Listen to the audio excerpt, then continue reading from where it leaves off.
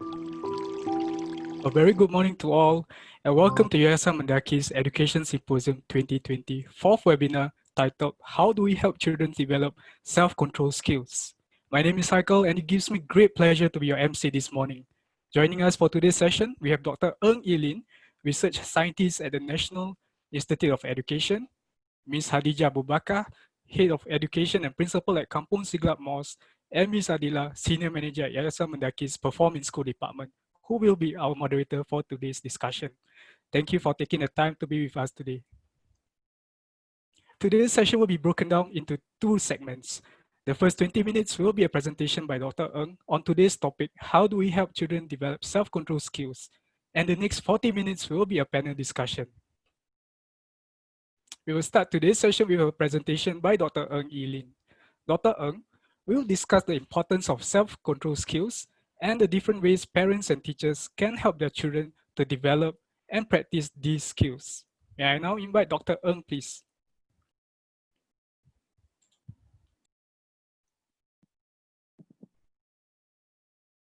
Hi, good morning, everyone. I'm very happy to be here, and I just wanted to say thank you to MENDAKI for organizing this symposium and also for giving me a chance to share some of my research with you today. So in this morning session, we will be talking about children's self-control skills, focusing on the importance of these skills and some of the ways in which parents and teachers can help their children to develop as well as to practice these skills. So let's think a little bit first about what we mean by self-control skills. So think about this. Changi Airport is an airport with many terminals, and there are many airplanes taking off and landing at the same time. So with so many things happening, how do we ensure that everything happens according to schedule? How do pilots know when to land and when to take off? Who ensures that everything happens according to schedule? Well, in the airport, you've got the air traffic control system, and they have a team of people who make sure that things go according to plan. Now, in a very similar way, our brains are also like the control tower at a busy airport. As there are many things going on around us all at the same time, our self-control system helps us to function effectively and efficiently. Some of its functions include regulating the flow of information, so controlling how information comes in, and it also helps us to pay attention to what's currently important, helps us to plan, and also helps us to remember rules and then to follow them. So when we talk about self-control skills, there are actually three different skills that we usually talk about. And I've shown them here. So the first one is working memory, cognitive flexibility, and inhibitory control. So together, these skills are also commonly known as executive functioning skills. So the first one, working memory, is about how we keep information in mind and then manipulate it in some way. So an example I show here is when we read a story, we use working memory to combine different pieces of information and put it together into a coherent whole. Another example may be when you're doing mental arithmetic and you have to add maybe two digit numbers. So you have to hold the intermediate answers in your mind first and then combine the intermediate answers in order to give the final answer. And all this requires your working memory. The second one is cognitive flexibility, which means being able to think about something in different ways and also shifting your attention in response to different demands at that point in time. So one example again is to, when you interact with other people, are you able to consider someone else's perspectives and ideas? Another example may be when you're playing a card sorting game, for example. So first you might sort a set of cards according to the shape, whether it's triangle or whether it's a circle. And then maybe after a while, you have to change the sorting rule. Maybe you have to sort according to colors. So if you're cognitively flexible, then you're able to flexibly shift between different sorting rules. The third one is inhibitory control, which is about being able to suppress your attention to something and then focus your attention on something else. And to intentionally suppress your attention and subsequent responding to something. So an example I like to use is when we are learning math. So for example, children learn math, they first learn how to add whole numbers. So 50 plus 28, for example. And then when you later have to learn how to add fractions, you have to realize that the rules for adding fractions are a little different from the rules for learning how to add whole numbers. So being able to sort of forget what you have learned earlier in order to be able to learn new rules about how to add fractions. So that's another example. So together, all these three different self-control skills contributes to our ability to engage in more complex skills, for example, like problem solving, setting goals, as well as regulating or controlling your emotion.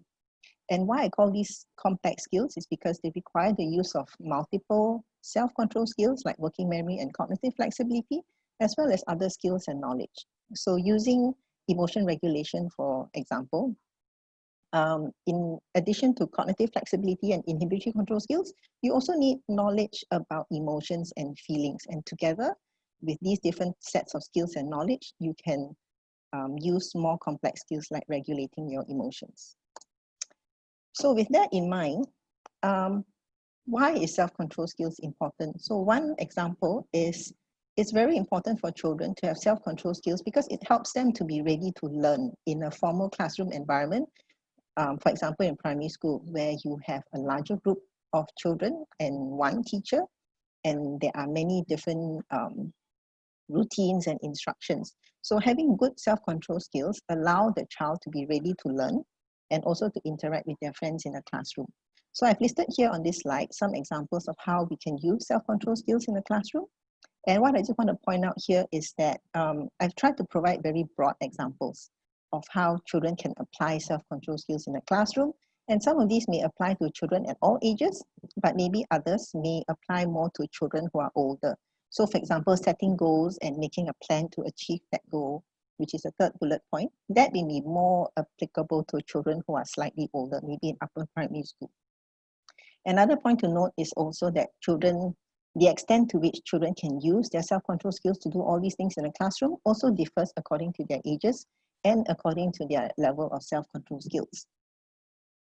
And children with stronger skills are better able to be involved in learning opportunities in the classroom, to be engaged in tasks which are demanding, and also to stay on task. That means to focus on what the teacher is saying rather than to be distracted, and also to refrain from engaging in disruptive behaviors in the classroom, for example, talking to a friend.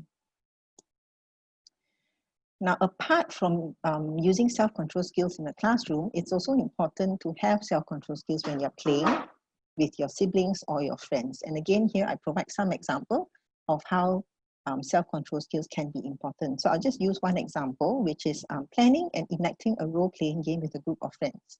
Now, why would we need self-control skills for this? Well, first of all, when you want to plan a role-playing game, you need to be able to accept other friends' ideas. You need to manage if contrasting ideas from different friends. So maybe one friend says they want to do something this way, another friend wants to do things another way. Now, how do you manage these kind of conflicts and disagreements? You need to have good self-control skills, and you also need to handle conflicts when maybe two friends want to play the same role. Now, after the planning stage, you want to enact the actual role-playing game. That means you want to actually get started on the role-playing game. You also need to remember what happens first, what happens next, what is the sequence of the story. And you also need to remember who does what in their respective roles. And all of this will require your working memory skills, which is one aspect of self-control. And the third one is self-control skills is helpful for children when they need to adjust to new environments. And I think this is important, especially in our current context, when children over the past few months had to deal with many changes to their environments. So in addition to one very common transition which children go through, which is moving from preschool to primary school, the other key transition that most of our kids had to go through recently was to transition to home-based learning, which is to learn at home as opposed to at school. Now, transitions by definition are very challenging for children, and the challenges are different for different children. And that's, as a result of that, it can also be a very stressful experience for children. And so examples of challenges that children deal with during transitions are having to acquire new skills. For example, having to do home-based learning, they have to learn to be independent. They have to learn how to manage their time at home. If you move from preschool to primary school, you also have to adapt to a new learning environment and new routines, bigger classrooms, new friends, new teachers, new school, and also forming new relationships, taking on new roles and responsibilities, and also developing new social relationships with your teachers and your peers. Now, if you have good self-regulation skills or self-control skills, it means that when you are dealing with all these transitions and challenges, you can cope with the negative emotions that you feel, maybe frustration or unhappiness. When you are trying to learn in a big classroom, you can also focus and shift your attention. You can also be more persistent in completing the tasks that you have in school, and also be able to develop new relationships, because when you get into primary school, learning is a very social experience. So children who are able to develop strong social relationships, they are in a better position and they're more ready to learn with their teachers and their friends. Now I'm going to shift attention a little bit to talk about development of self-control skills. Now we know that self-control skills are important, but how do these skills develop? Well, research has shown that self-control skills begin to develop very early in infancy. If you look at the graph that I have here on the right, it shows you that self-control skills begin to develop early at infancy. The age is shown right at the bottom here, and it continues to develop throughout the adolescence and even until early adulthood.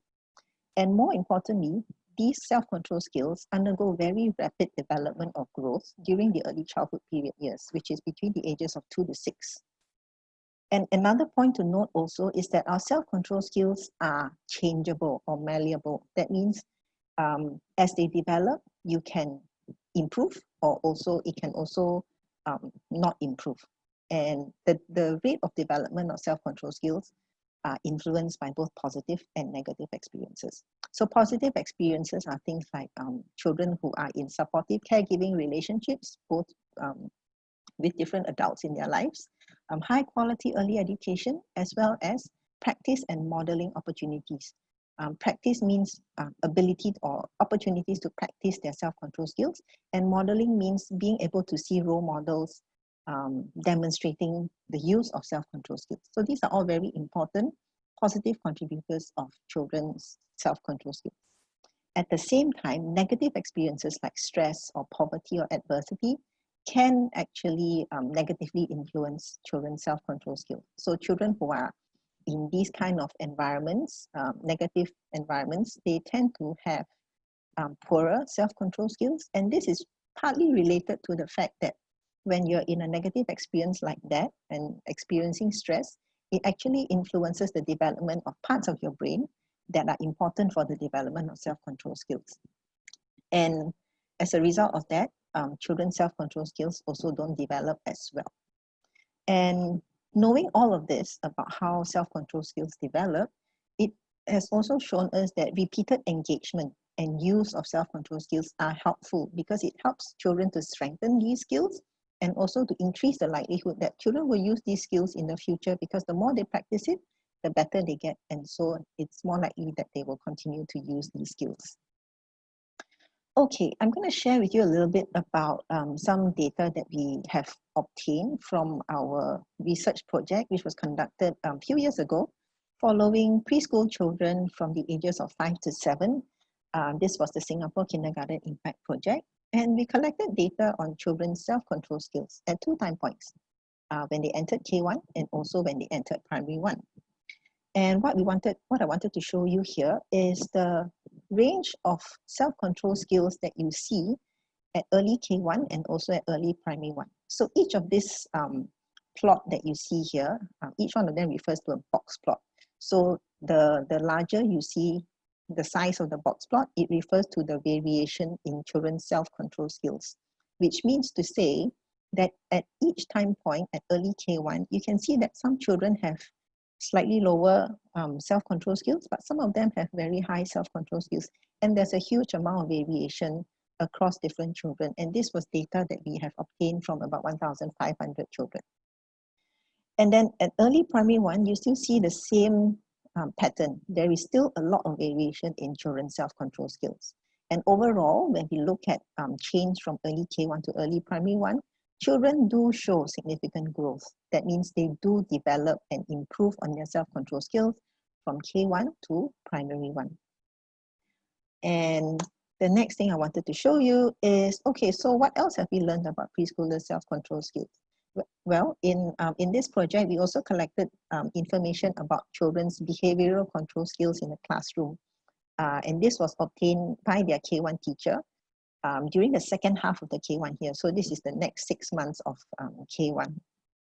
And when we look at behavioral control, we are looking at things like whether children are persistent in the classroom, whether children can return their attention to a task after interruption, and whether they are able to control their emotions if they are frustrated during a challenge. So in terms of behavioral control, we asked the K1 teachers to report on the children's skills. Then we also looked at children's math skills, which was assessed using a standardized measure, which looks at both formal and informal math knowledge and skills in children.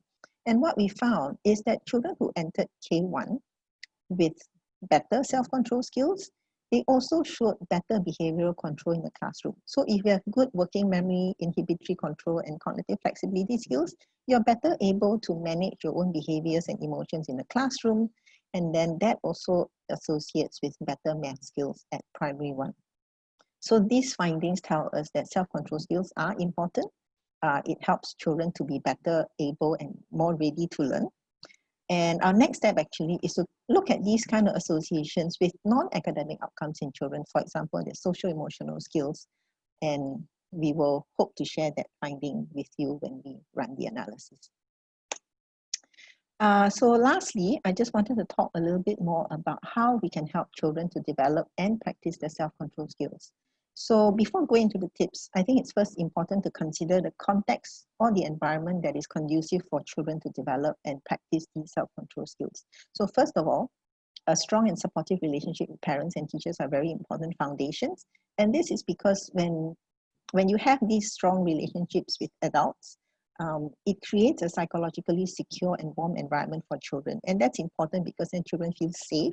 So being in this safe environment also buffers the effects of stresses and encourages children to explore and develop self-control skills. So we know from research that when children feel safe, they will be more likely to want to explore new things, to try out new things. And this includes trying out new skills related to self-control. And so this goes back to the example of a positive experience that contributes to the development of self-control skills. Secondly, it's also important to create routines at home and in school, and also to set clear and consistent rules in both contexts. And why is this important? Children thrive on routine because when they know what to expect, they are better able to understand what their role is in any particular context, be it at home and in school. And this allows them to start to learn to control their own behavior, which also makes it easier for them to practice self-control. Routines also provide children with opportunities to practice autonomy, because if they know, for example, in school, okay, after, let's say, snack time, the routine is that you have to go and clean up the table and then wash your hands. And if that is something that happens on a regular basis, after a certain point, eventually, children will know that, okay, when the teacher says snack time is over, I need to clean up the table, and then I need to go and wash my hands and then sit myself down back at the table. So these are things that the children will tell themselves, and then it's part of them, part of being able to follow this routine is to use their self-control skills to tell themselves what to do. And so eventually, when teachers and parents set up these routines at home, they eventually would not have to tell children every step of the way what they have to do, because children will internalize the routines themselves.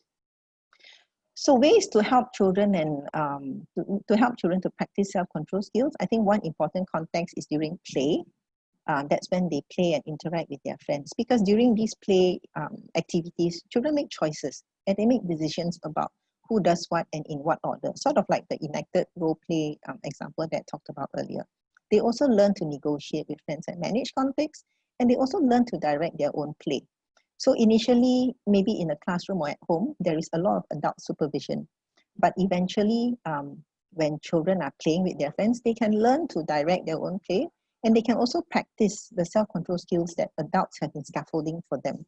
So it provides a very safe environment for children to practice their self-control skills with their friends. Teachers and parents also have an important role to play in providing scaffolding for children to practice more complex skills. So we may start with very simple skills, and then we see what children are capable of doing, and then we push that boundary a little bit. And this will differ for every child. But the important point is to always provide opportunities for children to practice these skills so that they they can continue to have opportunities to use these skills in different contexts. And I think the other point I want to make before I end is that children have different levels of self-control skills at any developmental age. No two children are the same. And so they also develop their skills at a different pace from their peers. And so in our efforts to help children to practice their self-control skills, I think these are important things that we need to bear in mind. And with that, I've come to the end of my talk. Thank you very much. Thank you, Dr. Ng. We will now move on to the panel discussion. Joining Dr. Ng for the discussion, we have Ms. Hadijah Abu Bakar and Ms. Adila. May I please invite Ms. Hadijah and Ms. Adila to turn on their webcams and microphones for the panel discussion. Before I pass the session to Ms. Adila, may I remind you that if you have any questions during the segment, you may post it on the Zoom's Q&A function. Also, we seek your kind cooperation to input your names before typing and asking your questions. Ms. Adila, please. Thank you, Heikel. And thank you as well, Dr. Ng, for that very insightful sharing. First off, good morning to all, and thank you for joining us today. Today's topic on helping children develop self-control skills is one which is very near and dear to me, both as an educator and as a mother of three. I'm sure you will all agree. Now, to start off this panel discussion, I would like to direct a question to Ms. Hadijah. When a child lacks self-control, they are unable to restrain their emotions, desires, and impulses. So in your experience as a kindergarten principal and in working with students, how can school leaders and educators respond positively to such a situation? Okay, so all right, thank you, Sharifa, for the question, and I thank you, MENDAKI, for inviting me to share some of my views and experiences in the kindergarten. Basically, what we see is that in order to respond positively, when a child is unable to restrain his or her emotion due to lack of self-control, I believe the adults around need to know the situation. First of all, is to study the environment. Is the environment safe and conducive? And does the child feel empowered being in such environment? And secondly, as adults is part of the environment, so what's our preparation, the readiness of an adult, which include our effort to understand the child, our effort to move to the next step, which is the intervention plan for the child. And thirdly, we must always be prepared to make adjustment to our initial plan. So this is called for flexibility in our approach. So as educators, of what I've seen with my teachers and educators around, wonderful educators will definitely have plan A, plan B, and so on to every lesson and activity, especially when self-control skill is in the focus. And this can be done together with parents as well. Okay, thank you. Thank you for that. Those are very important points for us to take note of as well. And I think especially on the point of flexibility, because we can't predict, right? Anything can happen. So Dr. Ng, in your presentation, you shared several tips to practice and develop self-control skills in children. Now, as parents and teachers are doing whatever they can to help in the development of these self-control skills, what are some pitfalls to avoid in developing these skills in children? Okay, thanks, Adila. I think that's a very good question. I think one of the key things to note is that going back to something that I mentioned earlier, children develop their self-control skills at different stages and different rate as well. So I think also as a parent, if you have children at home, it's also important to be aware that how your first child develops self-control skills may be very different from how your second or third child. And the kind of support that they need from you may also be very different, because I talked about 3 different self-control skills earlier. So some children, they may be stronger in some of these skills and weaker in others. And their strengths and weaknesses will also differ across different children. And I think this applies to teachers in the classroom as well. So it's being aware that different children have different sets of skills and different constellation of skills. So when we want to support them, we need to, I think, observe and see what they're capable of doing, and then to provide the appropriate scaffolding and support to kind of help them push a little further so that they can improve on their self-control skills. The other thing that I would focus on is to say, don't aim to have don't focus on the product. That means don't have in your mind that, hey, when my child is 8 years old, he or she should be able to focus in class and not talk to their friends. I used to feel like that also. I used to be very concerned when my son is unable to focus in the classroom. But I needed to tell myself that he is still developing, and I just needed to continue giving him the support to kind of give him more opportunities to practice being in self-control. So focus on the process. I think that's what I would tell both teachers and parents. And I don't think early childhood teachers should have in their mind that you need to make sure that all children have very good self-control skills by the time they finish preschool. That's not what I'm trying to say here. I'm saying that it's really an ongoing thing because self-control skills develop over a very long period of time. So what's important is to always scaffold and to give them opportunities to practice. Yeah, Thanks. Thanks for that. I mean, I think the process, maybe not even only during childhood, but even for some of us as adults, we are still developing our self-control skills. Definitely. Yes, Yeah. we are all still learning. And definitely, I mean, I see that among my 3 kids, each child is definitely different. They learn differently. They practice self-control and they develop that self-control very differently among these just these three children, and they have the same environment. So Exactly. definitely a very relevant point. So yeah, focus on the process and not the product. Great. Okay, so at this juncture, before I open up for questions, I see there's many questions already coming in. I'd like to just take us back to the 2 Mentimeter questions that participants were asked to provide their responses at the beginning or just before the beginning of the session. So the 2 questions are, what comes to mind when you hear the phrase self-control? And so let's look at the first question. And then the second question was about what is the most important skill for children to have as they transition from preschool to primary school. Now, before I go directly into the responses, may I just ask you, Dr. Ng, what was your intent behind asking these questions actually? I guess it was curiosity on my part because I really wanted to know what parents and what educators think about when they hear the phrase self-control. Because as a researcher, I research on this thing and I've learned a lot about it. But I think one important part of research is also research translation. So I wanted to understand what parents and teachers understand about this, and then maybe we can sort of have a discussion about what we think it means in research and what parents and teachers mean when they think about self-control. For the second question on the important skills, I guess the message that I'm trying to share today at the symposium, or rather to bring up for discussion, is that I think self-control skills are a very important part of children's education and development in early childhood, in particular, just because research has shown us that at this early age, from 2 to 6, it's a very important juncture for children to develop self-control skills. So I guess I just wanted to also get a sense of what the audience thought were some of the important skills that children need to develop as they transition from preschool to primary school. Sure. Okay, so looking at the responses are appearing in the form of a word cloud. So looking at this, I think the top responses are the ones that appear very much bigger. So things like discipline, anger management, emotions, and regulation. Actually, discipline was one of the words that I thought of when I when I hear the phrase self-control. So could I get your thoughts on the responses that you see here? Are they consistent with what you expected, or are there some that jump out and are quite different and unexpected?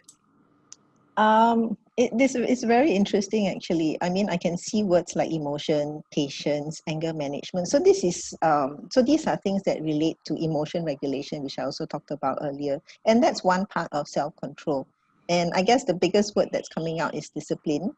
I guess in many ways, self-control is about discipline because it's about knowing what you have to do and doing it even though you may not like doing it. And these are things that require a lot of self-control. And when we talk about discipline, it's not just about discipline I think in a classroom or learning environment, but it's about it's more all-encompassing. So I think these are interesting words that I've seen, and I think they are all related to self-control. Okay. Okay, so maybe we can move on to the second question. So the second question was, sorry, next please. Yeah, so what is the most important skill for children to have as they transition from preschool to primary school? So we can see here, actually, this one is very relevant for me. My youngest is in K2 right now and will be starting primary 1 next year. So this second question is of great interest to me. So at this juncture, I mean, I see some keywords are social skills, social confidence, independence, and even to a certain extent, resilience. So Ms. Hadijah, maybe can I get your thoughts on these? Are these consistent, and would you say these are very important skills, or are there some that we've maybe overlooked? Okay, basically if you talk about skills, there are many skills that children need to prepare before they go into primary, from preschool to primary. That at every transition level, definitely there must be children need to adjust themselves to another situation. So what I can see is that there are many ways to allow children to develop and enhance and control their skills. Their self-control skills. As per mentioned by Dr. Ng, I definitely agree that goal setting is very important in order to develop those skills. And as we know, in early childhood or kindergarten and childcare, learning corners are always there to get children to explore, play, and learn. So these corners should have instructions and goals which are achievable for young children to play and learn within that boundaries, such a way that they get support to develop their self-control skills. Okay, thank you so much. Okay, now we will now open up this discussion for questions from the attendees. You can do this in two ways. You can either do this live via audio, and to do that, you just simply need to use the raise hand function, and we will unmute your mic. So I see 3 hands already up, but the other way, alternatively, you may also prefer to type in your questions into the Q&A function on Zoom. And here also we see many questions coming in. So can I just check, Ling Hui, would you like to ask your question? Your hand is up.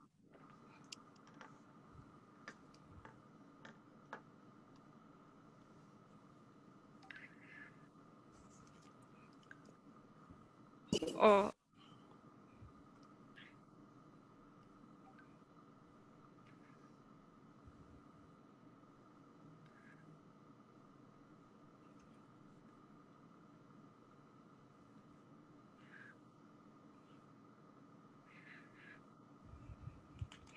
Ling Hui, you can unmute your mic and you can actually share your question.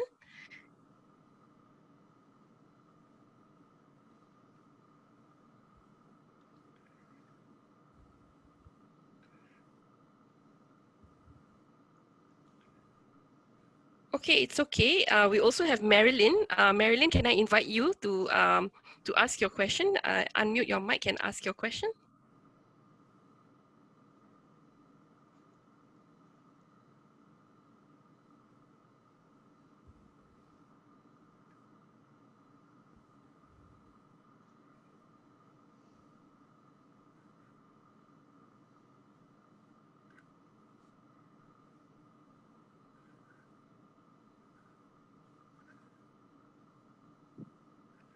Or maybe Evelyn. Evelyn is also raised her hand. We can unmute you. You can try and ask your question via audio.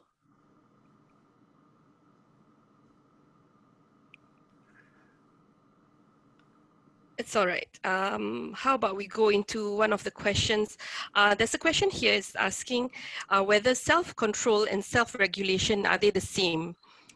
So Dr. Ng, maybe you would like to respond to this first question? Thanks, Adila. So self-control and self-regulation, they can be considered the same thing. I would consider them the same. So it's about the kind of skills that we talked about. But sometimes in research, self-regulation may also refer to the more complex skills that I talked about, which was more emotion regulation and goal setting, those type of things. But by and large, I think I would still consider them the same thing. Okay. Can I go back to the earlier point with the word cloud on discipline? Yes, definitely. I think I just wanted to kind of add on to that and say that self-control is more broad and more, it's not just about discipline, I think. So discipline is kind of one aspect of it, but self-control actually permeates every aspect of our life, be it in our social life or our academic life. So I think it's a little broader than that. Okay. Yeah, I just wanted to raise that. Thank you. Okay. There was also an earlier question from Siu Eng, who said that at age 2, attention span is super short. And so by age 4, they are so curious about the world around them, and they're so ready to move. So how do we then ask these children to exercise self-control? That's a good point. And I think the key thing to remember here is that the examples that I gave earlier about self-control skills and what it looks like, it applies differently to children of different ages. So I'm not saying that by age 4 you need to be able to sit down and focus and be able to plan work, for example. But I think regardless of how old the children are, I think it's important to have the clear and consistent routine. I think from a very young age, having a clear routine and also consistent rules are very important for children. I would like to touch on the earlier question, which with regards to attention span, Sure. because we deal with young children a lot here, especially in the beginning of the year, where we see throughout the month children can be crying at the age of 4. So yeah, definitely the attention span is very, very short, super short. Okay, but what I see here in adults, because as a principal and as a leader in this sector, to me, adults model is very important. Okay, we can't be telling children what to do, but without modeling them. So this is some factors that as adult we need to really look into before we want to transfer this knowledge to the young children. Yeah, so yeah, basically, as per mentioned by Dr. Ng earlier, model opportunities is also very important. Yeah. Okay, coming back to the next question, where what kind of activities that we can provide to enhance self-control skills. Basically, what we see here, if games like the physical games especially, which can practice self-regulation, which helps children to control their emotion, their thinking and behavior in different situations, are like something like Simon Say. These are common games which do not have to prepare much. Freeze dance, and what time is it, Mr. Wu? This is a very favorite all time at our kindergarten in itself. Even teachers love to play with it, because when we see this, self-control skills is very prominent in such games, where children, they may not want to stop, but they have to stop. And then eventually they need to listen to instruction and what to do next. So this is something which really will assist them with the self-control skills. Yeah, so this one of the things which is very common that can be played without any much preparation, much materials needed. Other than that, for preschool teachers, what we need to consider is when we are setting up our own learning corners. There are lots of learning corners, as I mentioned earlier. So these learning corners, if we put instructions, if we put goals, goal setting can be done in early years as well. But definitely you need to have like one goals, and definitely it has to be an achievable goals. You see, so this is where we help to assist children or instill self-control skills in them. Yeah, basically those are the areas, indoors and outdoors. Yeah.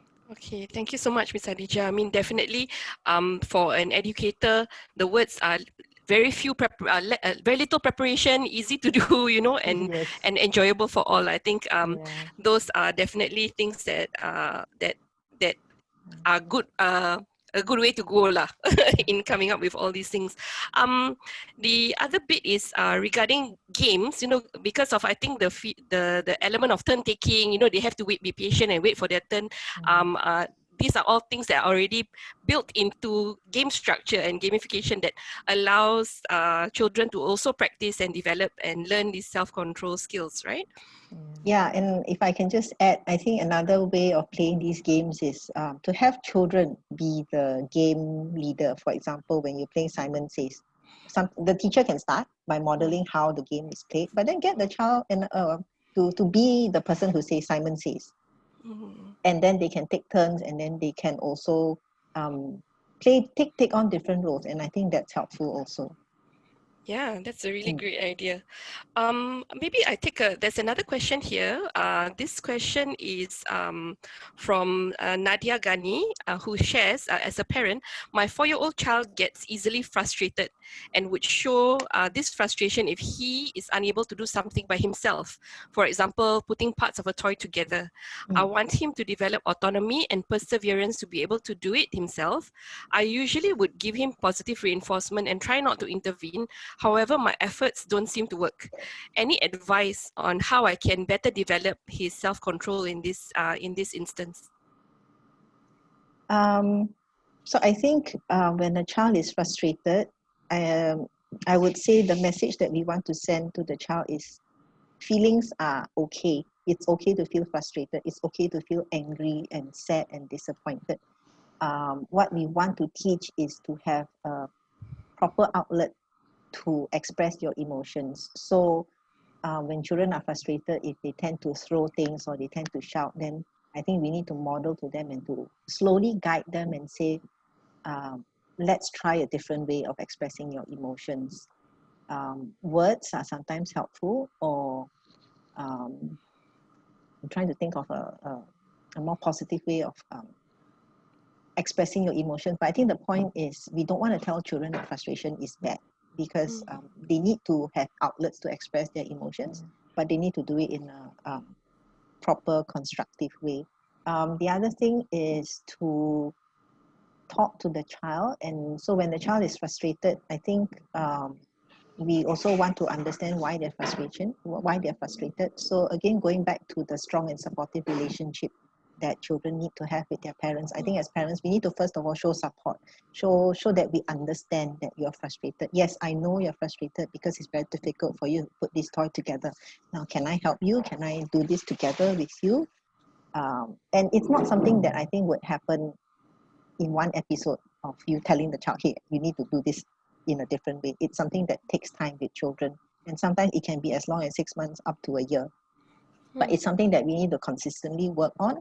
And we also need to consistently model as parents. When we are frustrated, we need to also express our emotions in a proper way so that they can see. And I think it also helps that when we are frustrated, we talk to our children, we say, hey, today mommy is very frustrated at work because something bad happened. Yeah, I'm very upset. And so they know that, hey, it's actually okay to feel frustrated, but they need to know how to express it properly. And then slowly, over time, then they can slowly learn how to regulate. Okay.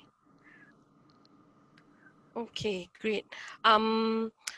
If a child, Ms. Hadijah, maybe I direct you to this question. Shamin Chatur asks, if a child is having a meltdown during class, how should the teacher react? Okay, yeah, a direct question for me. Yes. All right, yeah, I just managed to ask my teacher before this, just before this, it was yesterday, I asked how do they regulate this feeling in young children.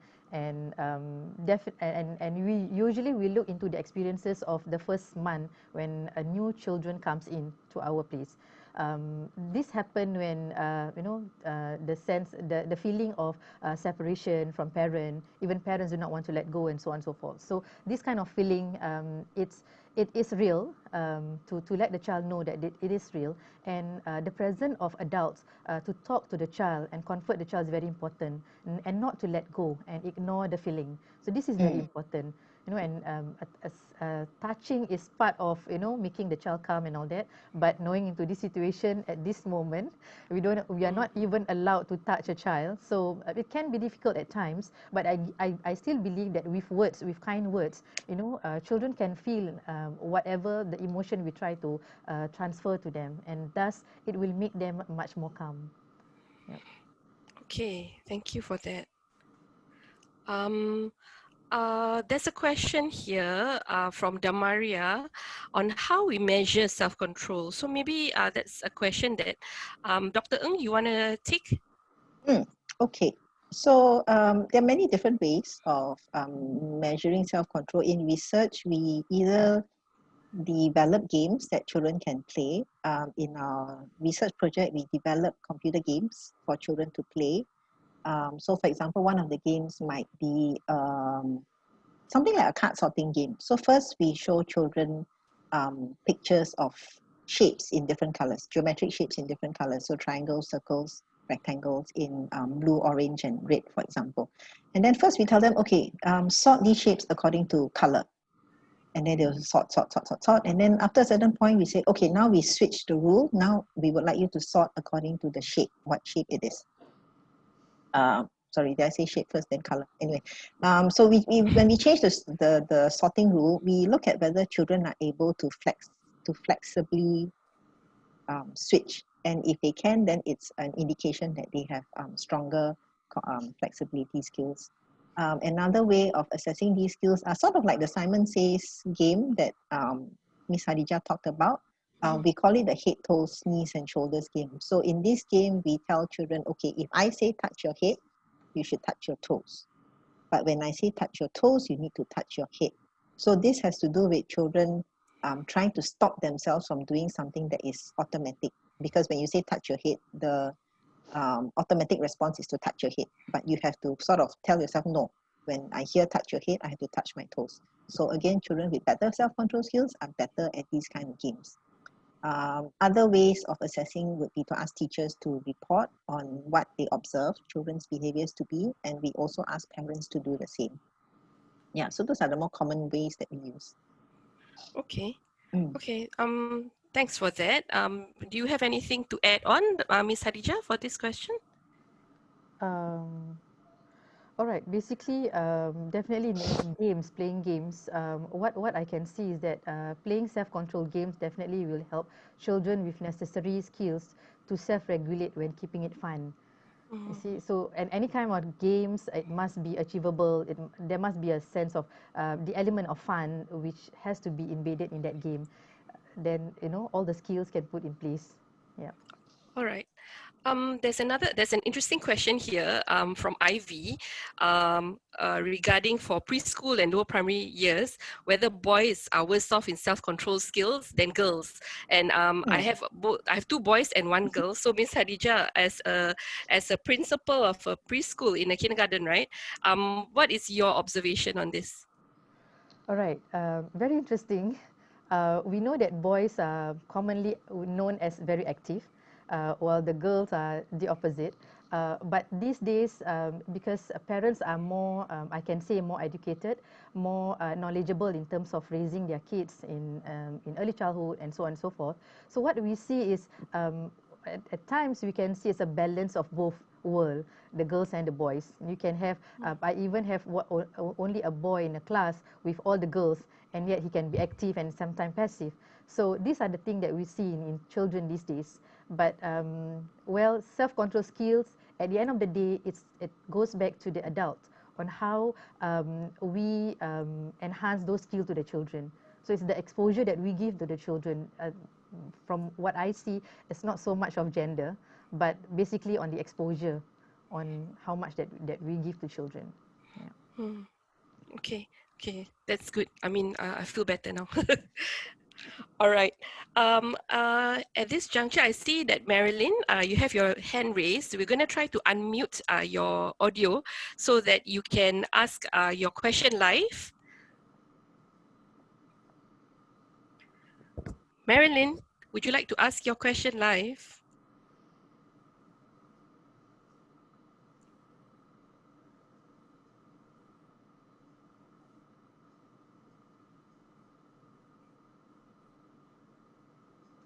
Okay. It's okay. Let's try. Let's take on another question here from an anonymous attendee. Has asked to elaborate. Dr. Ng, maybe you can elaborate on some examples of how the support would look like. Okay. I think this is Sorry. with reference to the support to be given to the children in developing their self-control skills, I believe. Okay, so the question is to give more examples of how we can support children. Yes. Was the question from a parent or educator's perspective? It didn't say, so Okay. it's open, yeah. Okay, let me think. What can we do? More specific and more concrete examples, I suppose. I think from an educator's perspective, I think one of the things that maybe educators can do is to think about how classroom activities are planned and carried out.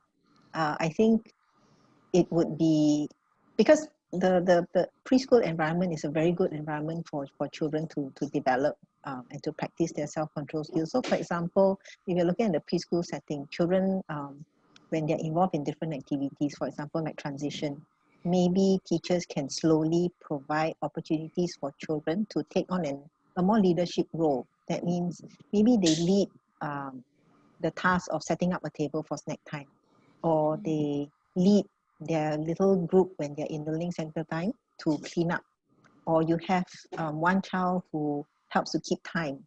Maybe after 15 minutes at one learning center, you move on to another learning center. So give children opportunities to use their leadership skills and also to practice. And again, this would require the teacher to sort of observe each child's level of skill and to scaffold accordingly. But all these are just ways of creating opportunities for children to engage in more autonomous behavior, and maybe also using play activities for children to again take on different roles, maybe plan an activity, plan how they would go about completing an activity together within a small group. Give different children different roles to play, for example, and see how they learn to work together. And then the teacher can be there to sort of supervise and then provide guidance when necessary. So that's from an educator's perspective. I think at home, I would say something similar. Give children things to be responsible for, and also always for example, it can be as simple as packing your bag for school.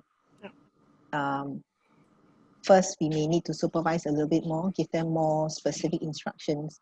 Okay, tomorrow you have to go to school. What do you need to pack for school? Can you do it? And then make sure that you do it. And then try to do that consistently so that eventually that's something that children know that they have to do on their own. Of course, there will be a lot of hits and misses. Sometimes children may be able to do it for a few days, and then on the fourth day they forget. Or maybe over the weekend they forget, because they've sort of had a break maybe during the holiday. So it's something that we have to keep doing. I think the idea is to trust that our children can learn these skills, and as parents and teachers, our role is to provide opportunities for them to practice and also to model these skills to them. Yeah, I hope that helps to answer the question. Yeah, definitely. I think on the issue of packing their bag, right? That's something that I refuse to do for my kids, but I'm a bit OCD when it comes to how they pack their bag. So after they pack, I used to, with my eldest especially, I used to like redo it when he's asleep. Yeah. But then I realized he's not learning it, and so along the way, I mean, I learned that I just give direction that, okay, you know, papers need to be here. Otherwise, they'll just scrunch all the papers in, you know, and it can be quite frustrating to see how the bags are, right?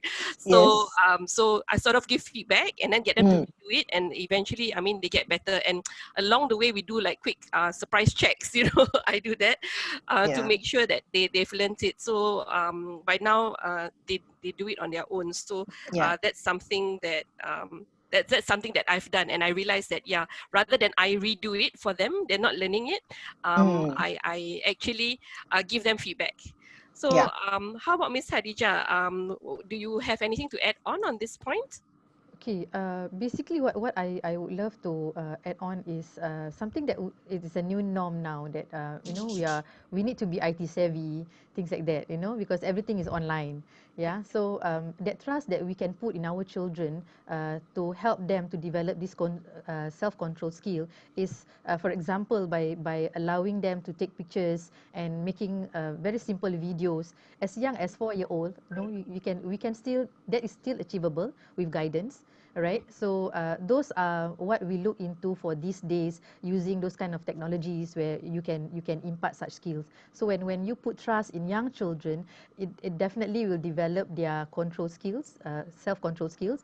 And what we are seeing now is technology is already the wave of the future. Yeah, so Yeah. yeah, so these are the things that, you know, we can explore with children rather than we as adult hook up with our own handphones. You know, let them have that, you know, pleasure and guide them throughout. Yeah. Thank you for that.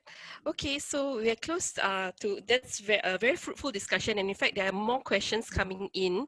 What I would like to assure all attendees is that all your questions will be answered, and we will email you the materials for today, as well as the responses to all of your questions.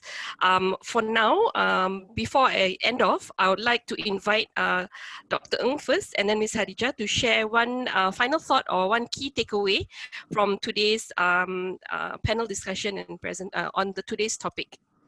Dr. Ng, Okay. please. Yeah, thanks, Adila. I suppose the key takeaway that I would share is,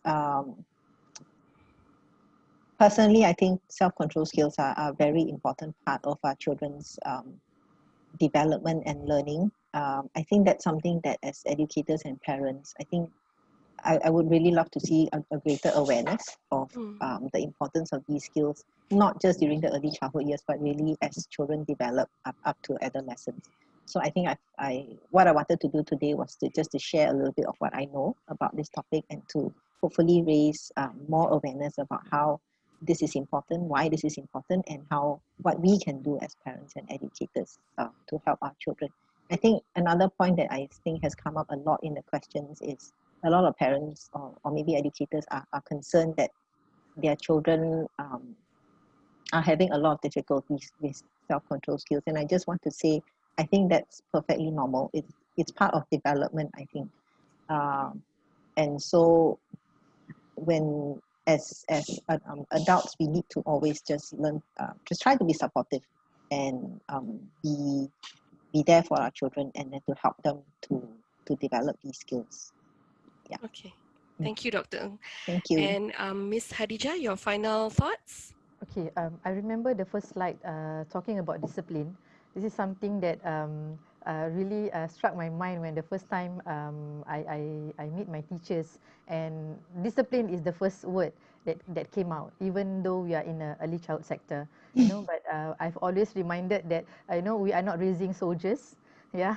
So we are we are raising human beings to develop better. Okay, so what I see here is the foundation of self-control is trust. Adults who are responsive to children's needs foster that trust. So they will learn self-control naturally, definitely. Okay, but as they attempt to master their world, so it is us, the adult, to model it. So basically, autonomy and trust should take place in developing the self-control skills. Yeah. Thank I you for completely that. agree with that. Yeah, that's really nicely put. Yeah. And before I hand you back to Heikel, our MC, allow me to share some resources. If you wish to find out more on the topic of self-control, there's some recommended titles that can be found from NLB. So first is How to Be a Superhero Called Self-Control by Lauren Bruckner. Here you see the covers here, the images of the cover here. And also I Want More, How to Know When I've Had Enough by Dagmar Geisler. So as you can see, these are very readable. There's an ebook available for the first title. And in fact, if you were to search for Lauren Bruckner on YouTube, there's even a video of a mother reading through one of her titles with her son, who is getting ready to go to the 7th grade. And her son happens to be autistic. So I think these are very useful resources. So I hope that you have found the session and our discussion today beneficial and enjoyable, and it has been certainly an eye-opener for me, and I've learned a lot. And with that, Heikel, I'll hand it over back to you. Thank you so much, everyone. Thank you, Adila. So thank you, panelists. Before we end today's session, may we invite the Senior Manager of MENDAKI's Research and Planning Department, Mr. Faisal, to join the panelists for a photo-taking session. May I please invite you to turn on your webcams for us to take a screenshot. Okay. So on the count of 3, please smile and we will take a screenshot. 1, 2, 3. Smile. Okay, that's a nice one. So with that, we have come to the end of our session. We would like to thank Dr. Ng, Ms. Adija, and Ms. Adila for joining us today. We hope you have enjoyed the session and gained valuable insights from the presentation and discussion. For any unanswered questions on the Q&A function we have shared earlier, we will do our best to address and reply them through emails. Before we end today's session, we would like to invite early childhood professionals to be part of the MENDAKI Alliance of Preschool Professional, or MEPP. The MEPP is a platform for members to extend their current network and share their knowledge and skills with other early childhood professionals through various events and activities. You may visit the link and scan the QR code for more information. Yes, there will be a QR code later. Yeah, so that's the QR code. Okay, next slide, please. We would also like to invite interested participants to volunteer with MENDAKI in our class Mathematica program. Visit the link or scan the QR code for more information. For us to improve future sessions, we would appreciate if you could please take some time to respond to our feedback survey. You may visit the link or scan the QR code to access the survey. Kindly be reminded, our last webinar session titled How Can Neuroscience Contribute to Learning and Education with Dr. Aisha will be held later at 3 p.m. Till then, thank you and see you again.